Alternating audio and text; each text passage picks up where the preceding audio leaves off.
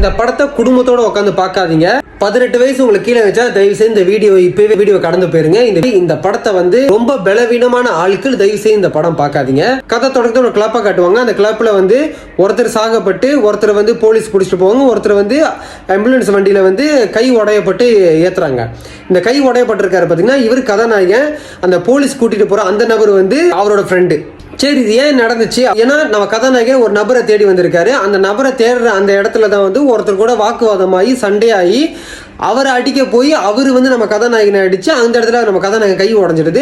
அடிச்ச நபரை வந்து நம்ம ஹீரோட ஃப்ரெண்டு என்ன பண்ணிடுறாரு, அவர் பயங்கரமா அவரை போட்டு அடிச்சு மூஞ்செல்லாம் உடைய வச்சு அவரை சாக அடிச்சிடுறாரு. சரி, இவர் எதுக்கு அடிக்கிறாங்க அப்படின்றது வந்து அப்படியே கதையை ரிவர்ஸ்ல காமிச்சிட்டு வரும்போது நம்ம கதாநாயகனை வந்து டாக்ஸில வருவாரு இந்த கிளப்புக்கு வரதுக்காக.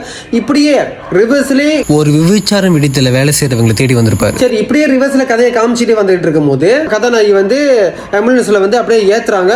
முகம்லாம் அடியப்பட்டு கோமாக்கு போயிட்டாங்க. இப்போ கதாநாயகி வந்து கேட்குறாரு, என்னாச்சு என் காதலிக்கு அப்படின்றத வந்து கேட்குறாரு. அப்போ சொல்கிறாங்க, உங்கள் காதலியை வந்து யாரோ கெடுக்கப்பட்டிருக்கிறாங்க, இந்த மாதிரி அடிச்சிருக்காங்க அப்படின்னு. சரி, அதுக்கு முன்னாடி என்ன நடந்துச்சுன்னு அப்படி ரிவர்ஸில் காட்டும் போது நம்ம கதாநாயகி ஒரு சப்வே வழியாக போகிறாங்க. அங்கே தான் வந்து ஒருத்தன் வந்து நம்ம கதாநாயகியை அவங்களை கெடுக்கப்பட்டு பயங்கரமாக அவங்கள தாக்கப்பட்டு இப்போ கோமாக்கு போயிருக்காங்க.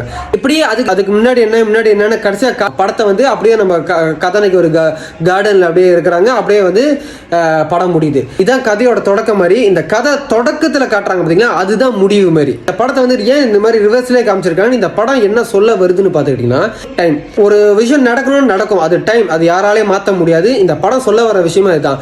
ஆனால் இந்த படம் வந்து மைண்ட் டிஸ்டர்பிங்கான ஒரு படம். ஏன்னா படத்தில் அந்த எடுக்கப்பட்ட விதமே ஒரு மாதிரி மைண்ட் டிஸ்டர்ப் ஆகும். இந்த படம் கிட்டத்தட்ட தியேட்டர்ல ஓடும் போது 200 பேருக்கிட்ட இந்த படத்தை பார்க்க வெளியே வந்து சில பேருக்கு வாந்தி மயக்கம் இந்த மாதிரிலாம் வந்திருக்குதான். அந்த மாதிரி வந்து இந்த படம் ஒரு மைண்ட் டிஸ்டர்பான ஒரு படம். சொல்றதை நான் சொல்லிட்டேன், பார்க்க முடிஞ்சவங்க பாருங்க, ரிஸ்க் எடுத்து போய் பார்க்க வேண்டாம். இந்த படம் எங்க இருக்கு பார்த்தீங்கன்னா மூவி பாக்ஸ்ன்ற வெப்சைட்ல இந்த படம் இருக்குது. இந்த படத்தை நீங்க அங்க தட்டி பார்த்துக்கலாம். நான் உங்கள் கிரேசி ஜி.